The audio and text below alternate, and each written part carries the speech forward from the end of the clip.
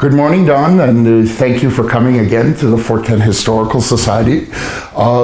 It makes a few years now, but the Fort Kent Historical Society has created a gallery of art to show off the traditional arts here in Fort Kent. And this year, our display was on Claude Picard and the students that Claude Picard had at JFK College. JFK College was a liberal arts school that was founded here in Fort Kent in 1965.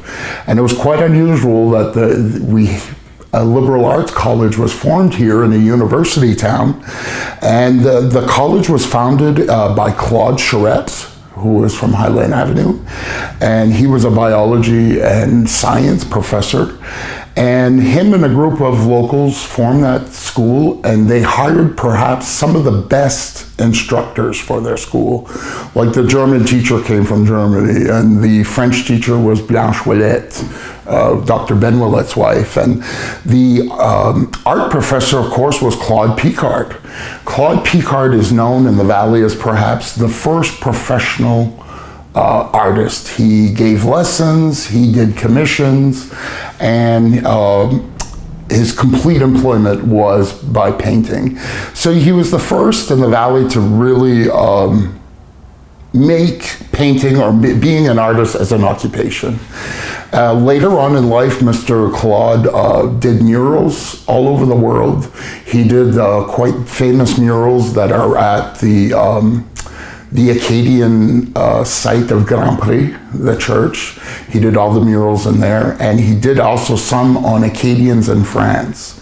This is a painting he did for the 1969 centennial of Madawaska.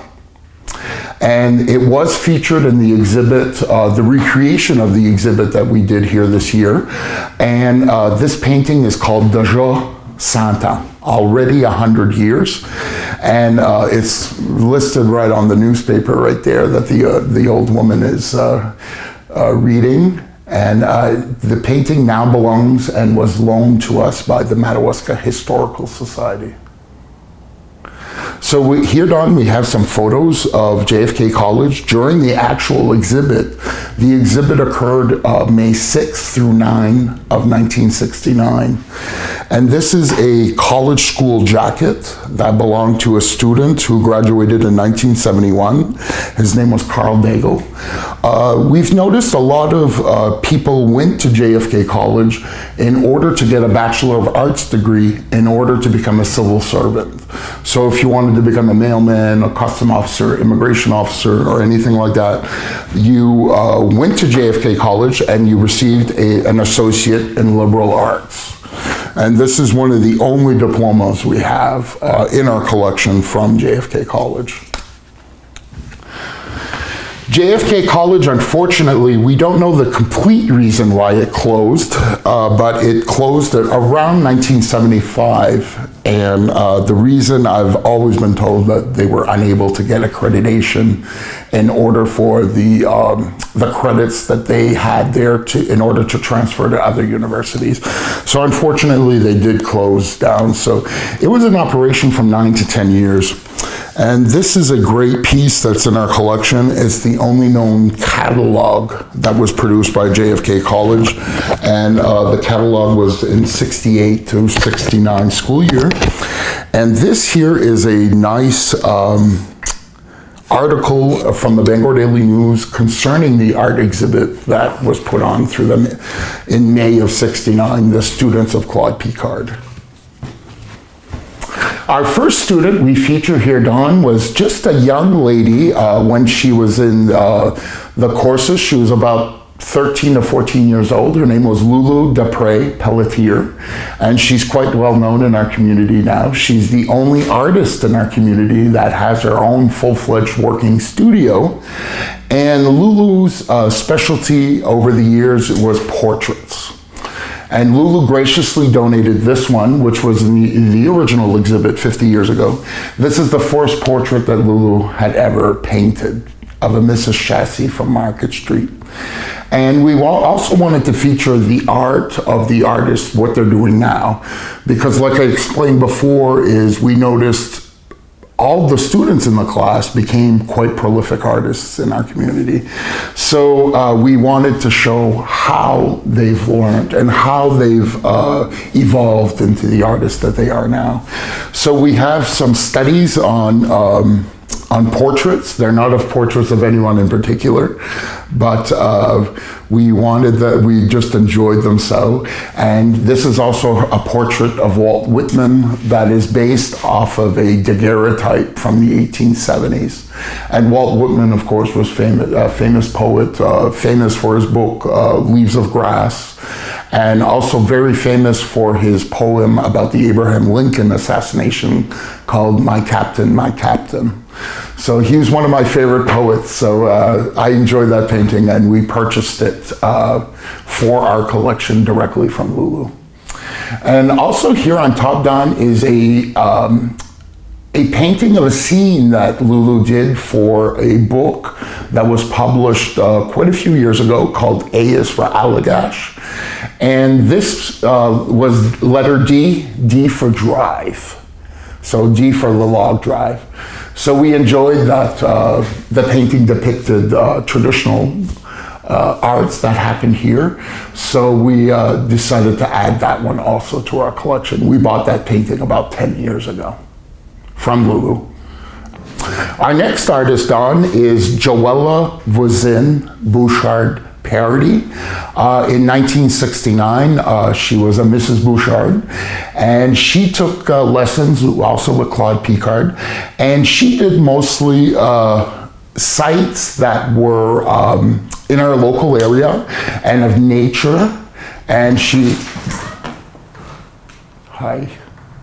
Don, our next artist is Joella Voisine Bouchard Paradis, and in 1969 she was a Mrs. Bouchard, Mrs. Jack Bouchard, and she was well known for painting local scenes and nature. She really enjoyed that.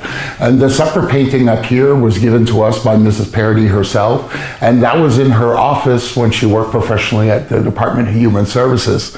And Mrs. Paradis has also donated the very brushes that she used when she was in the class, and we thought that would be a nice tie-in to put that all together.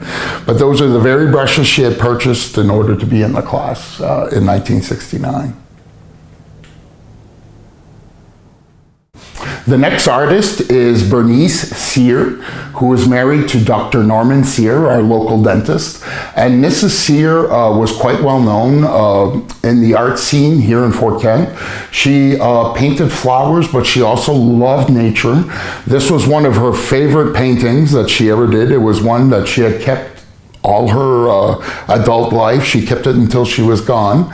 And these paintings were donated by her son and daughter-in-law, Reno and Linda Cyr. They donated 6 to our collection, and we're very pleased to have them. Mrs. Cyr mostly sold her artwork through the Arts and Crafts Fair that's sponsored by the Fort Kent Chamber of Commerce. She actually was one of the inaugural vendors that was in the Arts and Crafts Fair that they started over 30 years ago, right? Or 40 years ago now. And she was an original vendor. Our next artist is Edwin Corriveau. And Edwin was born locally here in Fort Kent, actually not far from here. His family owned a grist mill. And Mr. Edwin worked his whole career for Jake and Harry Escovitz at Escovitz Motors. And Mr. Corriveau also was very good with flowers and different botany, but he also painted historical paintings. And these are 2 of the paintings that were in the actual exhibit of 1969. The Fort Kent High School, here in the middle. And the bottom portrait is of the second principal we had at Madawaska Training School. Her name was Mary Nowlin. She was from Ashland. And she was principal of Madawaska Training School from 1897 to 1926. And actually this large building here was the dormitory for MTS, and it was called Nowlin Hall after her. And that building here burnt down on February 19th, 1955. And the building next door was the classroom building. It was called Sear Hall, named after the first principal. And Sear Hall was torn down in I believe it's 1963, when the new Sear Hall was built. This upper painting here is of Harry Escovitz with the garage. And what was funny about this painting was most people, when they come in, they identify it immediately as Mr. Escovitz, but Harry himself did not care for the likeness. So that's why the Fort Kent Historical Society ended up with the painting instead of Mr. Escovitz. So, but we enjoy it, and very, very much. And we also have another painting of Mr. Corriveau's in our collection, and it's of Harry's house. So the Escovitz house. And so we didn't have room for it this time, but we'll definitely have plans to display it.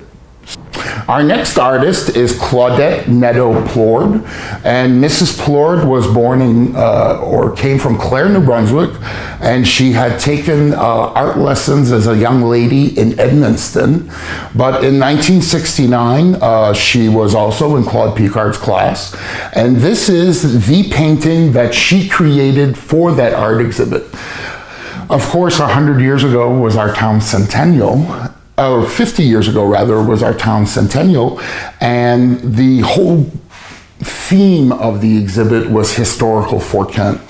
So Mrs. Plourde painted a portrait of William Henry Cunliffe. And Mr. Cunliffe was quite a well-known lumberman in Fort Kent during the turn of the century to, I believe he died in 1942. Mr. Cunliffe owned what we call in the Allagash today as Cunliffe Depot.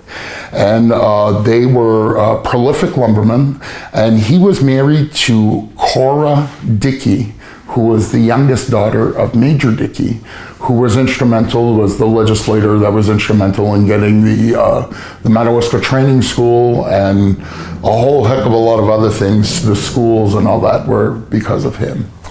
This painting also was done by Mrs. Plourde. It was done approximately in the late 60s from photographs. And she presented this painting to a person, and it's now on loan from the collection of Francis Labrie.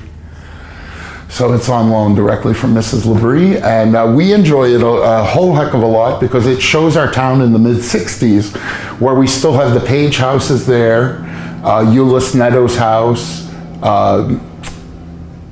Mr. Brown's house, Vanette King's house, Valley Motors, or the Escovitz Garage, the Lonesome Pines. And Mrs. Labrie can identify people in the crowd, like this is Mrs. Plourde, this is Joella Plourde, Mrs. Plourde's husband, this is Lola. So they really great painting. And after Mrs. Labrie has promised to us when she doesn't need it anymore.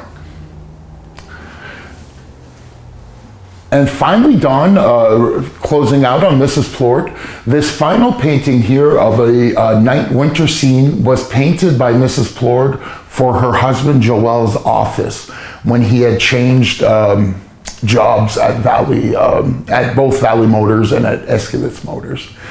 So that was Joel's in his office. So she painted that especially for him. This large painting here was made by perhaps the oldest student in the class at that time. Her name was Josephine Sear, and Mrs. Sear was the high school librarian at that time. And she took classes along with Claude Picard and was quite a prolific painter. There were many paintings of hers in high school. When I went to high school in the 1990s, they were still there. This painting was donated by her daughter, Jeanette, and her husband, Louis Nadeau. And unfortunately, for right now, it's the only one we have of Mrs. Sears. But it's a large canvas, and we enjoy it greatly, especially because it's of locally, and it's of the fall, of autumn. These paintings here belong to a prolific Fort Kent artist, Dolores Dumond, and Mrs. Dumond's specialty, I would dare say, is flowers. And these are two of them that we have, yellow roses and red roses. And I must say her lupins are perhaps the best I've ever seen. Her flowers are real good.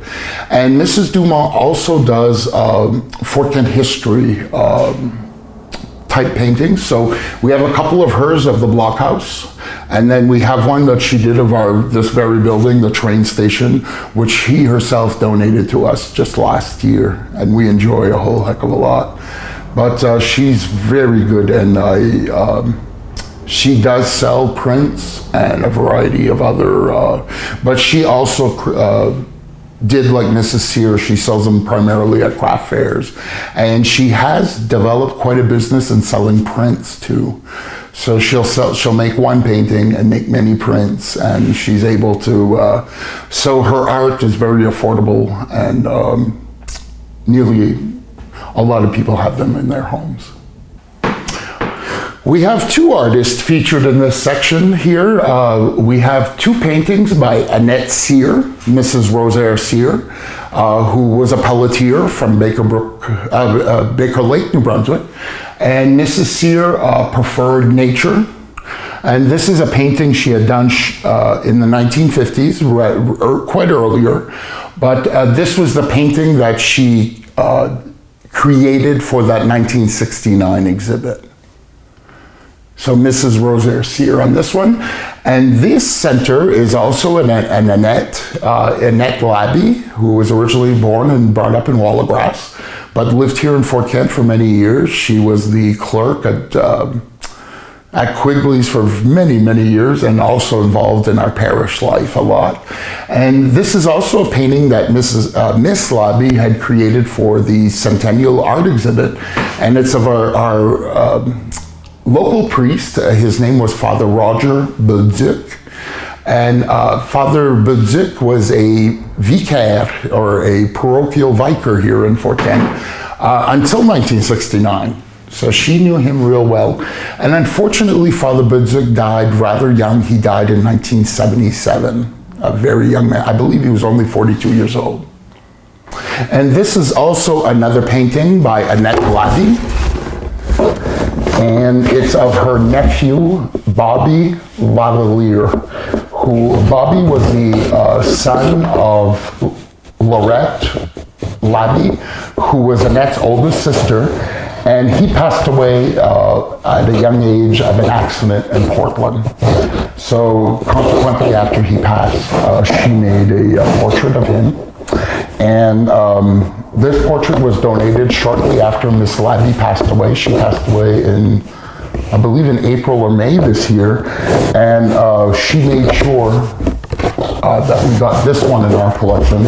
And consequently, Miss Labby's niece, Karen, has decided to donate this one and 4 other paintings.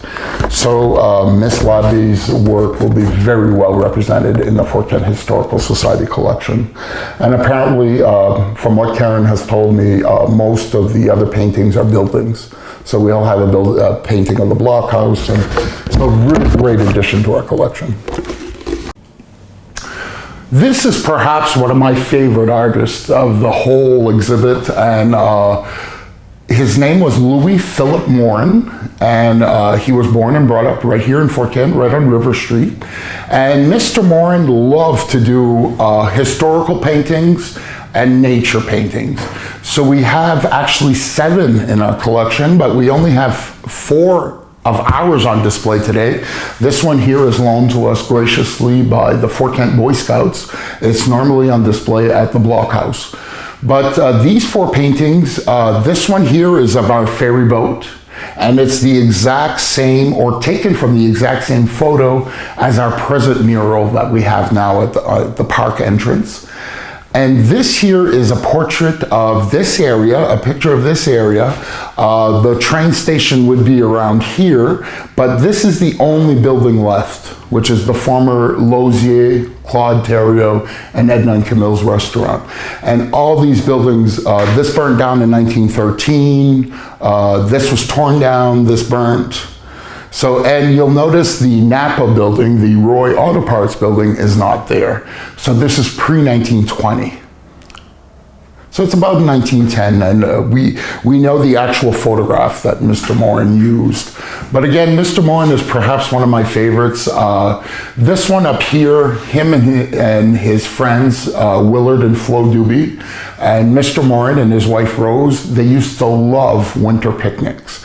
So they would snowshoe out in the middle of the woods and cook a meal and have just a great old time. And I knew Mrs. Doobie really well. She was a great person and a very wise, and I just enjoy that. And this painting here is of Hedgehog Mountain and of Route 11.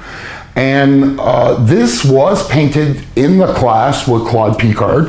And Mr. Morin's son told me in a little story about this painting that Mr. Morin had painted it as you see it, and it was Claude Picard that suggested adding a ray of light through the trees, starting there in the corner, going down, and then in turn reflecting on the road. And I believe that was the first thing that caught my eye when I first looked at the painting, and it's my favorite part of the painting. So it's really good that Mr. Morin, even though he was quite a good artist himself, he took direction from a better artist, and in turn his painting was that much more better. So I really admire that. And after Mr. Picard stopped teaching at Kennedy College in 1970, Mr. Morin is the one that took over the art classes, and he gave additional art lessons for many years to many, many people. But these, we have 7 of them in our collection. And what's also unusual about Mr. Morin is that for an artist, he was also colorblind.